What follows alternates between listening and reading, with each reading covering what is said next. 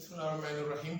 अस्सलाम वालेकुम दोस्तों, मेरी कोशिश होती है कि जो भी मैं क्लिप अपना रिकॉर्ड करूं वो माशरती रवैयों के बारे में और उनकी इम्प्रूवमेंट के बारे में हो, या जो जेन्युइन हमारे माशरती मसाइल हैं जिनकी वजह से लोग परेशान हैं उनके बारे में बात हो, उनका हल भी उसमें हो। तो आज जो मैं बात करने जा रहा हूँ वो एक वाक़या से मुंसलिक है, गो कि वो कोई नया वाक़या नहीं है, बहुत ही छोटा वाक़या है। और हमारे माशरे में, यहाँ इस मुल्क में इसे हज़ारों या मैं कह सकता हूँ कि लाखों की तादाद में ये छोटे मोटे वाक़यात होते रहते हैं। छोटे मोटे में लोगों की सोच के हिसाब से कह रहा हूँ, लेकिन देखा जाए तो ये छोटा मोटा वाक़या नहीं है। कुछ दिन पहले की बात है नाज़रीन, मैं किसी काम के सिलसिले में अपने शहर की एक बाज़ार में गाड़ी पार्क करके खड़ा हुआ था। मेरी फैमिली मेरे साथ ही किसी काम से गई हुई थी, तो मैं सामने ही फुटपाथ पे खड़ा हो गया। सामने एक ट्रैफिक पुलिस एहलकार खड़े थे, ठीक है, अपना काम कर रहे थे, ट्रैफिक को कंट्रोल जैसे तैसे वो कर रहे थे कि अचानक एक वैन टाइप जो सुजुकी चलती है, कमर्शियल ट्रांसपोर्ट होती है, वो वहाँ से गुजरे। तो पुलिस वालों ने उनको हाथ दिया। पुलिस वाले ने जैसे ही करीब गया, ड्राइवर का हाथ आगे बढ़ा और उसने जो है पैसों की लेन देन हुई और ड्राइवर चलता बना। वो पुलिस वाला फिर दोबारा आके खड़ा हो गया। तो ये एक छोटा सा वाक़या मैंने उस दिन देखा। उसके अलावा हर जगह तकरीबन शहर में, हाईवेज पे, शहर की किसी भी शहर के इंट्रेंस एग्जिट पे हम देखते रहते हैं सारा दिन कि ट्रक्स जो गुजरती हैं, वेन्स जो गुजरती हैं, जो पब्लिक ट्रांसपोर्ट या कमर्शियल जो ट्रांसपोर्ट होती है, उससे पुलिस वाले जो भी खड़े होते हैं वो उससे पैसे ले रहे होते हैं। अब ये पैसे जो हैं वो कोई इतने बड़ी अमाउंट भी नहीं होती। वो 20 रुपये, 30 रुपये, 50 रुपये, मैक्सिमम 100 रुपये होते हैं, इस तरह के। बहरहाल वो साहब आके खड़े हो गए। उसको मेरे बराबर में एक साहब ऐसे ही खड़े हुए थे। उन्होंने उस पुलिस एहलकार को कहा कि आप जब पैसे ले रहे थे इनसे, तो एक बंदा यहाँ से गुजरा है, वो आपकी तस्वीर निकाल के गया है। वो कह रहा था कि मैं ये सोशल मीडिया पे अपलोड करूँगा। तो वो पहले तो परेशान हो गए। फिर वो ऐसी बातचीत चलती रही, लेकिन बहुत जल्द उन्होंने अपने आप को कंट्रोल कर लिया और कहने लगे कि तस्वीर अगर निकाल के गया है तो मुझे क्या कर लेगा, देता रहे सोशल मीडिया पे, मुझे क्या होगा, मैं अकेला थोड़ी हूँ पैसे लेने वाला। यहाँ पे सब पैसे लेते हैं, मेरे डीएसपी, मेरे एसपी, ये सब पैसे लेते हैं, तो मैं क्यों ना लूँ। और मैं तो सिर्फ यहाँ पे 20-30 रुपये लेता हूँ, सारा दिन गर्मी में खड़ा हुआ हूँ, मेरी तनख्वाह नहीं है इतनी, मैं अपने बच्चों का गुजर कैसे करूँ, और मैं कोई गुनाह नहीं कर रहा। और दूसरी बात उसने ये कही कि मैं इनसे ज़बरदस्ती नहीं लेता, ये मुझे खुशी से देते हैं, पब्लिक ट्रांसपोर्ट और कमर्शियल ट्रांसपोर्ट वाले ये मुझे खुशी से देते हैं क्योंकि मैं इनको सर्विस देता हूँ।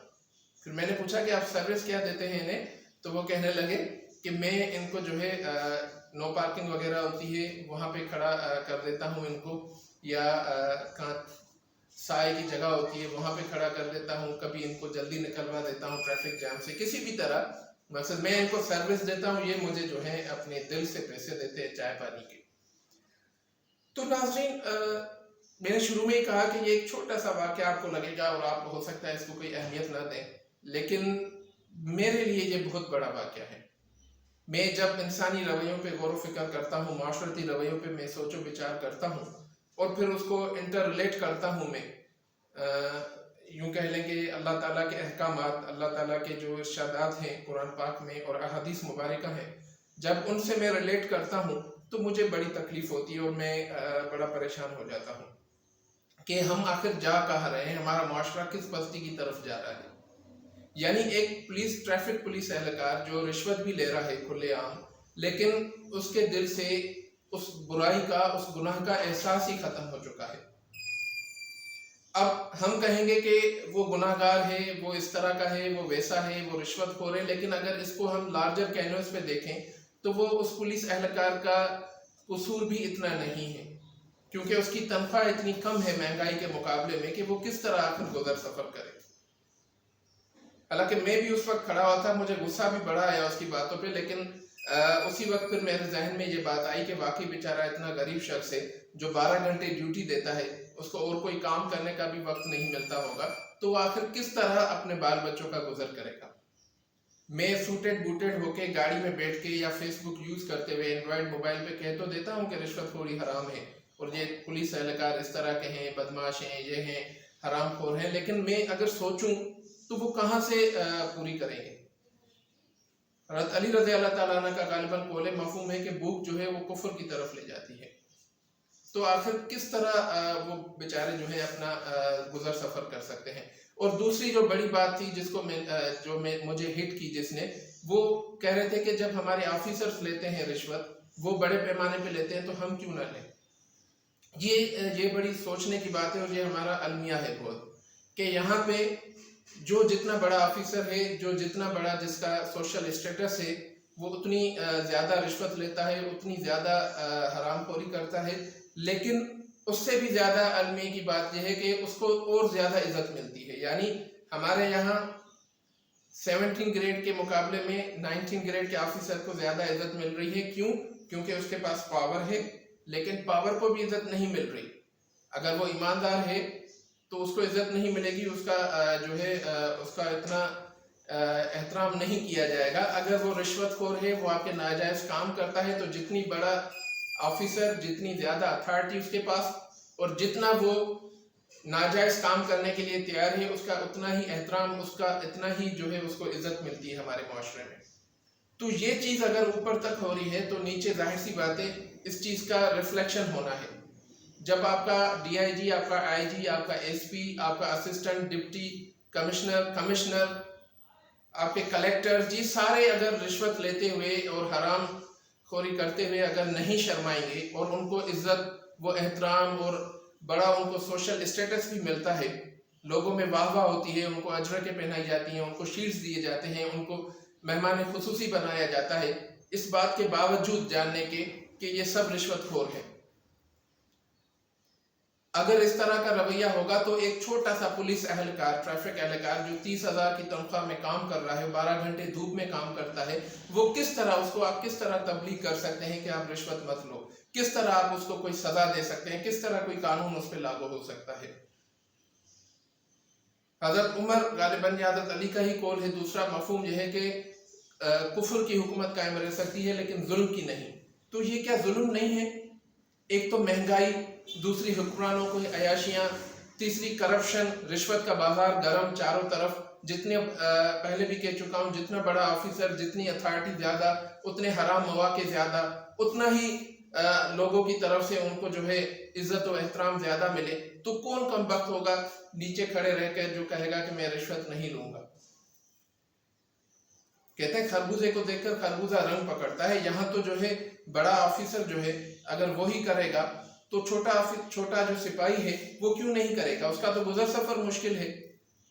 19 ग्रेड के ऑफिसर को, 20 ग्रेड के ऑफिसर को 2 से 2.5 लाख तनख्वाह मिलती है, उसके अलावा उसकी जो है पर्क्स एंड बाउंड्रीज अलग हैं। उसको क्या जरूरत पड़ी है रिश्वत लेने की?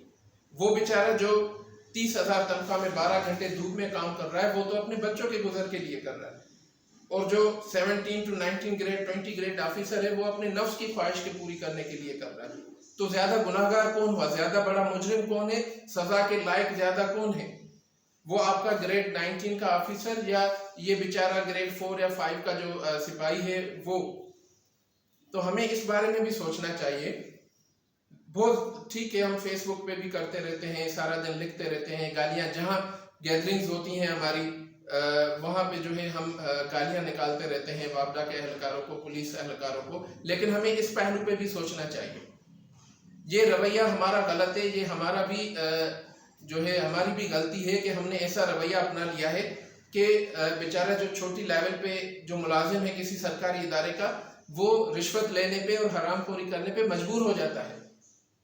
एक तो उसको अपना पेट पालना है, अपने बच्चों का सांसों की डोरी बरकरार रखनी है, दूसरा उसको माशरे में उसको भी चाहिए स्टेटस, उसको भी थोड़ी बहुत इज्जत चाहिए। उसे भी चाहिए कि 4 लोग हों जो मुझे साईं करें और मुझे कहेंगे यार मेरा ये काम कर दो। ये इंसानी नफ्सियात है। जब हर जगह रिश्वत का दौर दौरा होगा, जब हर जगह लालच, मुनाफिकत, चमचागिरी اور مفاد پرستی ہوگی تو کون شخص ہوگا جو اس سے بچ پائے گا؟ ہر ایک کے دل میں یہ خیال آئے گا کہ میں بھی اسی طرح بن جاؤں تاکہ مجھے بھی لوگ جو ہے واہ واہ کریں، میرے آگے پیچھے بھی لوگ چلے۔ سچ بات ہے یہ کہ ہم لوگ اپنے بچوں کو سی ایس ایس کیوں کرواتے ہیں، یا یہ جو بچے جو لائبریری میں 12 گھنٹے بیٹھتے ہیں وہ سی ایس ایس کیوں کر رہے ہوتے ہیں؟ آپ پوچھ کے دیکھیں، میں پوچھتا رہتا ہوں اکثر، جواب یہی ہوتا ہے یار سی ایس ایس اس لیے کر رہا ہوں کہ اسسٹنٹ کمشنر بنوں گا، ڈی ایس پی بنوں گا، کسٹمز میں جاؤں گا، collector Bannu God, what ever. لیکن کیوں؟ 2 ریزن ہوتے ہیں۔ ایک تو اتھارٹی ہے، بڑا دبدبہ ہے، اور پاکستان میں اس کا جو ہے بڑا دبدبہ ہے، آپ آفیسر بن جاتے ہو، آپ کا روب ہے، آپ کی عزت بڑھ جاتی ہے۔ دوسرا پیسہ اتنا ہے، کمائی اتنی ہے کہ آپ کے مزے ہی مزے ساتھ پشتے بیٹھ کے کھائیں گی۔ ان 2 چیزوں کی وجہ سے تو آپ سی ایس ایس کرتے ہو۔ ججز کیوں بنتے ہیں لوگ؟ آپ پوچھ لیں جا کے، جو بچے تیاری کر رہے ہوتے ہیں ایگزام کی، یار بڑا دبدبہ ہے، مرضی ہے جج کی، جو چاہے کرے، جس کو چاہے ذلیل کر دے، کوئی اسے پوچھنے والا نہیں ہے، میں تو بھائی جج بنوں گا۔ یہ ہمارا رویہ ہے، یہ رویہ ہے، کوئی سوچے یا نہ سوچے، لیکن میں سوچتا ہوں اس بات پہ، اور ہم سب کو سوچنا چاہیے کہ یہ روش ہمیں اب چینج کرنی پڑے گی۔ ورنہ ابھی بھی ہو رہا ہے ایسا کہ اچھا میرا ایک اسٹوڈنٹ ہے، وہ گریڈ 9 میں پڑھتا ہے، وہ بتا رہا تھا کہ میں بڑا ہو کے، سچ بتا رہا ہوں میں آپ کو، میں بڑا ہو کے جج بنوں گا۔ کیوں جج بیٹا کیوں بنو گے؟ کیونکہ وہ بڑا اس میں دبدبہ ہے، گاڑیاں ہوں گی، پولیس والے ہوں گے، گھروں پہ ہتھیار بند جو ہے سیکیورٹی اسکواڈ ہوگا، اور کوئی پوچھنے والا نہیں ہوگا، میں سب کچھ کروں گا، میں سب کو سزا دوں گا۔ یہ اس کی سوچ ہے گریڈ 9 کے اسٹوڈنٹ کی۔ اگر اس طرح کی سوچ رکھنے والے آپ کے سی ایس ایس آفیسر بنیں گے، اس طرح کی سوچ رکھنے والے آپ کے ججز بنیں گے یا آرمی آفیسر بنیں گے، تو وہ کیا خاک ملک کو چلائیں گے؟ وہ ملک کو تباہ و برباد کریں گے۔ اب وہ وقت دور نہیں شاید، اس سوچ، اس پوری معاشرے کی جو سوچ ہے، اس کے نتیجے میں ہمارے بچے بھی اسی طرح کے پیدا ہوں گے۔ اب جینیٹیکلی بچے اس طرح پیدا ہوں گے، کرپٹ بچے پیدا ہوں گے، اور ہو بھی رہے ہیں۔ کیوں 9th کے اسٹوڈنٹ کو ابھی 13 سال کی عمر میں کیوں 9th کے اسٹوڈنٹ کو یہ بات ذہن میں بیٹھ گئی ہے کہ میں بڑا ہو کے جج بنوں گا، اور لوگوں کے جو ہے لوگوں کے ساتھ یہ کروں گا، وہ کروں گا، اور اس طرح کروں گا؟ اس سوچ پہ، اس زاویے پہ سوچنے کے لیے کوئی تیار نہیں ہے۔ میرا مقصد یہ ہے، اپنی آواز اٹھاتا رہتا ہوں جو میرے ہاتھ میں ہے۔ یہ سوشل میڈیا یہ ہتھیار ہے میرا، جس پہ میں اپنی آواز ریکارڈ کرواتا رہتا ہوں۔ اپنی آواز لوگوں تک پہنچانی ہے، اس کے بعد اللہ تعالیٰ سے دعا کرنی ہے کہ اللہ تعالیٰ مجھے بھی استقامت دے، مجھے بھی اس پہ عمل کرنے کی توفیق عطا فرمائے، اور آپ سب لوگوں کو بھی اس پہ سوچنے اور عمل کرنے کی توفیق عطا فرمائے۔ میرا کام تھا آپ سے ڈسکس کرنا، آپ تک یہ بات پہنچانا۔ واللہ اعلم بالصواب۔ Thank you very much.